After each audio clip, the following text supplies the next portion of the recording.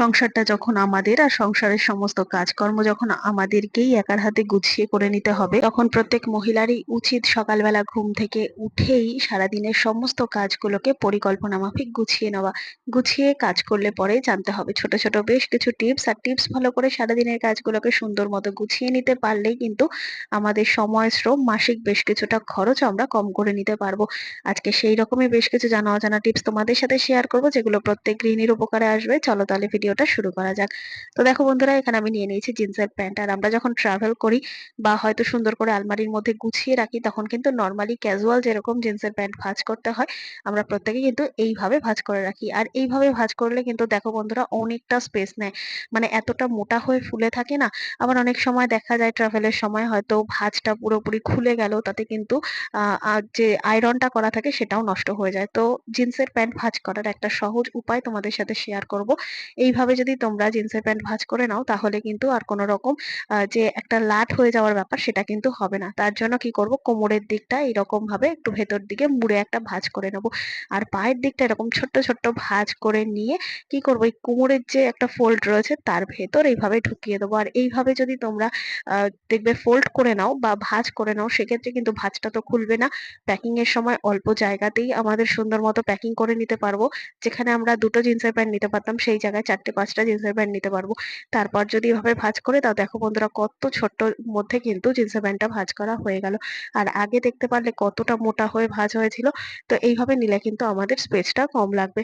আশা করছি টিপসটা কাজে দেবে। চলো দেখে নাও পরের টিপস। আমাদের প্রত্যেক মহিলার কাছেই কিন্তু ভালো ভালো শাড়ি রয়েছে। আর শাড়িগুলো যেভাবেই আমরা ভাঁজ করে রাখি না কেন, কিংবা হ্যাঙ্গারের মধ্যে ঝুলিয়ে আলমারিতে রাখি না কেন, যেসব শাড়িগুলো দেখা যাবে যে অনেক বেশি হেভি ওয়েটের কাজ করা, এরকম যে গোল্ডেন পাড় রয়েছে বা হয়তো ভীষণ পরিমাণে স্টোনের কাজ রয়েছে, সেই সমস্ত শাড়িগুলো না যেভাবেই তোমরা রাখো, যদি হ্যাঙ্গিং করে রাখো বা ভাঁজ করে রাখো, দেখা যায় একটার সাথে একটা ভাঁজ লেগে লেগে না সমস্ত কিছু ডিজাইন বলো বা স্টোন কাজগুলো বলো বা এই যে পাড়ের যে একটা চওড়া পাড় থাকে, সেগুলো না আস্তে আস্তে উঠে যায়, নষ্ট হয়ে যায়। তো কিভাবে আমরা শাড়ি রাখবো? একটু ভালো শাড়িগুলো যদি এইভাবে যত্ন করে রাখো, তাহলে কিন্তু অনেকদিন পর্যন্ত ভালো থাকবে।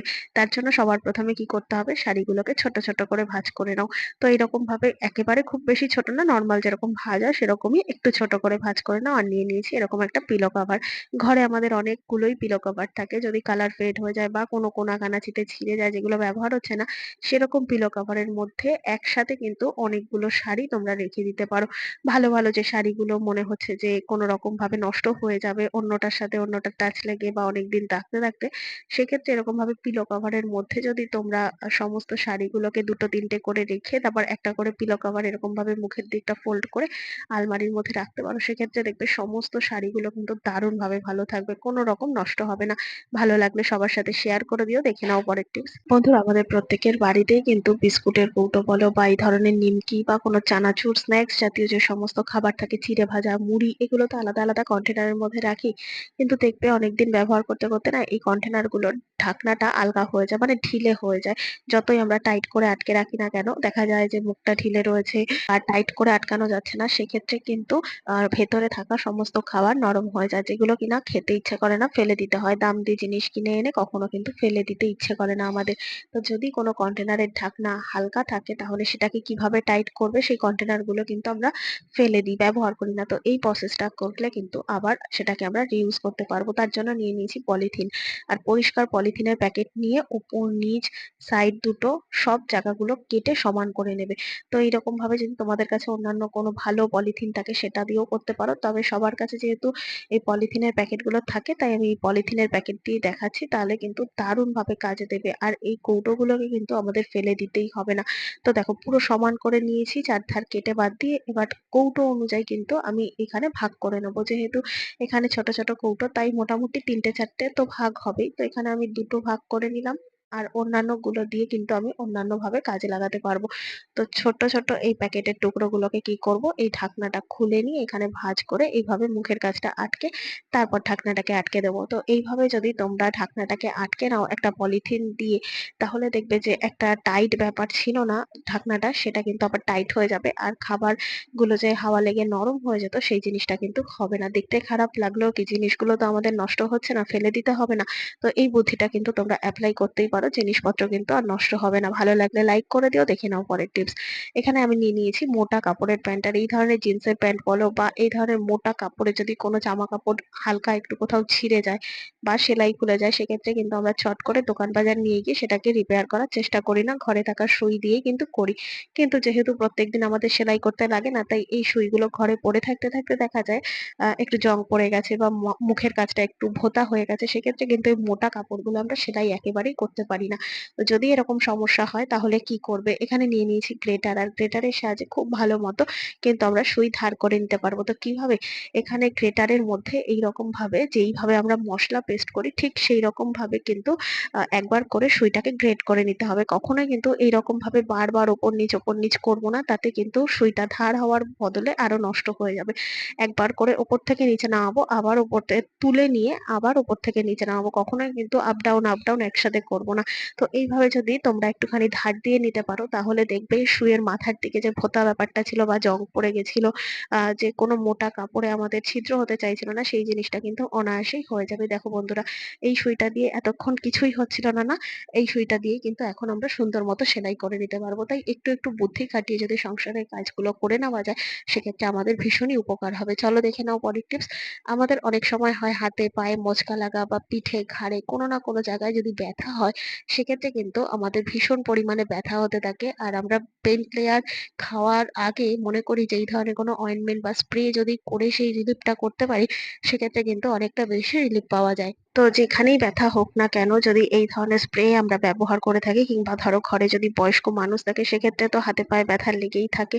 তো এই ধরনের স্প্রে যদি বা মলম যদি ব্যবহার করে থাকে, সেক্ষেত্রে কিন্তু একটা জিনিস আমাদের খেয়াল রাখতে হবে। তো দেখো বন্ধুরা, যেখানে তোমরা স্প্রেটা করবে না, সেখানে এইরকম ভাবে হালকা করে একটুখানি স্প্রে করে দাও বা অয়েন্টমেন্ট লাগিয়ে দাও। তখন কিন্তু কোনো রকম ভাবে পাখা বা এসি চালানো যাবে না। যতক্ষণ তোমরা ওই স্প্রেটা করবে, করে আমাদের গায়ের মধ্যে বা স্কিনের মধ্যে দিয়ে রাখবো, ততক্ষণ কিন্তু কোনো রকম পাখা এসি চালালে এর যে একটা অ্যাকশন, সেটা কিন্তু সম্পূর্ণ নষ্ট হয়ে যাবে।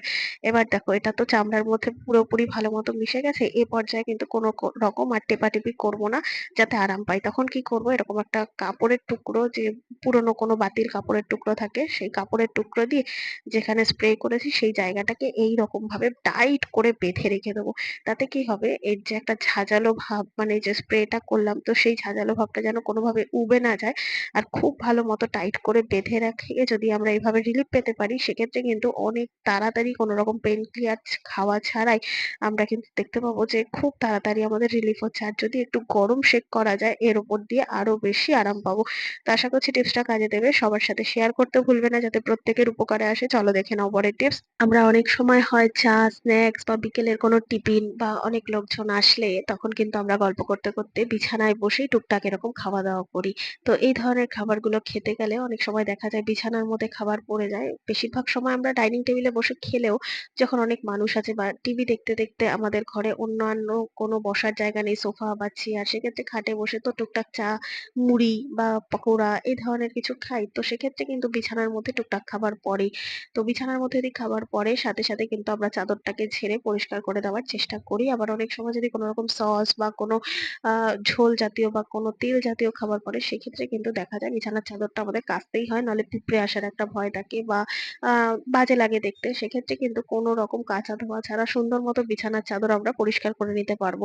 তো কিভাবে, দেখো, বিছানার মধ্যে একটুখানি পাউডার দিয়ে দেবে। ঘরে যদি এরকম সুগন্ধিযুক্ত ট্যালকাম পাউডার থাকে, সেই পাউডারটা একটুখানি দিয়ে ভালো করে এই বিছানা ঝাড়া যে ঝাঁটাগুলো হয়, সেটা দিয়ে ভালো করে বিছানাটাকে ঝেড়ে পরিষ্কার করে দেবে। পাউডার দেওয়ার কারণে কোনো রকম পিঁপড়ে আর আসবে না পাউডারের গন্ধে। আর যে মিষ্টি ভাবটা ছিল বা কোনো রকম বিস্কুট টিস্কুট ছিল গুঁড়ো, বা কোনো রকম টমেটো কেচাপ ছিল, সেই জিনিসটা কিন্তু পুরো যে মিষ্টি ভাব বা যেই কারণে হয়তো বিছানার চাদরটা নোংরা লাগছিল, সেই জিনিসটা কিন্তু পাউডারের জন্য ভালো মতো উঠে যাবে। আর কাছাকাছি করার প্রয়োজন পড়বে না। তারপর বিছানার ঝাঁটা দিয়ে যদি ঝেড়ে পরিষ্কার করে দাও, একেবারে নিট অ্যান্ড ক্লিন থাকবে। সাথে আমাদের খাটনিটাও কিন্তু কমে গেল। তো বুদ্ধি খাটিয়ে যদি সংসারের সমস্ত কাজগুলো করে নেওয়া হয়, তাহলে কিন্তু আমাদের বেশ খানিকটা সুবিধা হবে। ভালো লাগলে প্রত্যেকের সাথে শেয়ার করতে ভুলবে না। চলো দেখে নাও পরের টিপস। বন্ধুরা, আমাদের প্রত্যেকের বাড়িতেই বাথরুমের ব্যবহারের জন্য প্লাস্টিকের মগ, গামলা, বালতি এগুলো তো থাকেই। আর যেসব এরিয়ার জলে ভীষণ পরিমাণে আয়রন, তাদের কিন্তু আমার এই বালতি, মগ, গামলার মতোই অবস্থা। হয়তো ভালো করে লক্ষ্য করলে বুঝতে পারবে, এগুলো কিন্তু জলের আয়রনের জন্য দীর্ঘদিন ব্যবহার করতে করতে না, ভেতরে কেমন একটা সাদা সাদা কালো কালো জলের দাগ হয়ে যায়, যেটা কিনা আমরা খুব সহজে পরিষ্কার করে ফেলতে পারলেও বেশি দিন যায় না, আবার হয়তো ১ থেকে ১.৫-২ মাসের মধ্যে আবার এইগুলো এরকম দাগ ধরতে শুরু করে। দেখতে এতটাই বাজে লাগে না? বাইরে থেকে যখন কোনো গেস্ট আসে তখন কিন্তু আমরা ভীষণ পরিমাণে অস্বস্তির মধ্যে পড়ে যাই। খুব সহজভাবে পরিষ্কার করার দারুণ একটা টিপস আমি তোমাদের সাথে বলছি যে একটুখানি হারপিক যদি মাখিয়ে রেখে পরিষ্কার করা যায় তাহলে কিন্তু খুব তাড়াতাড়ি জলের দাগটা উঠে যাবে। এবার তোমাদেরকে বলব যাতে আর জলের দাগটা না পড়ে বা অনেকদিন পর্যন্ত এরকম সাদা, সাদা দাগ না ধরে, সেক্ষেত্রে কিন্তু এই প্লাস্টিকের গামলা, বালতি, মগ এগুলোর মধ্যে যদি একটু করে তোমরা নারকেল তেল মাখিয়ে রাখতে পারো তাহলে কিন্তু এই যে জলগুলো আর দাঁড়াবে না এই প্লাস্টিকের গায়ে।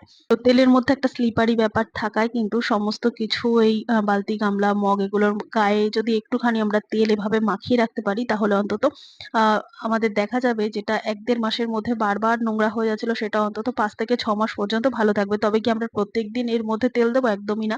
সপ্তাহে ১ দিন করে দিলেই কিন্তু জিনিসটা কাজে দেবে। ভালো মতো পরিষ্কার করে তারপর যদি আমরা একটু করে তেল সপ্তাহে ১ বার করে যেকোনো প্লাস্টিকের জিনিসের গায়ে মাখিয়ে রাখতে পারি তাহলে যে জলে আয়রনটা সেই আয়রনটা কিন্তু প্লাস্টিকের গায়ে আর বসবে না। তো আশা করছি আজকে সমস্ত টিপস কাজে দেবে। ভালো লেগে থাকলে লাইক, কমেন্ট, শেয়ার করে পাশে থাকবে। আমার এই ভিডিওটা তোমরা কে কোথা থেকে দেখছো কমেন্ট করে জানাতে ভুলবে না। দেখা হবে আবার অন্য কোনো ভিডিওর সঙ্গে। ধন্যবাদ।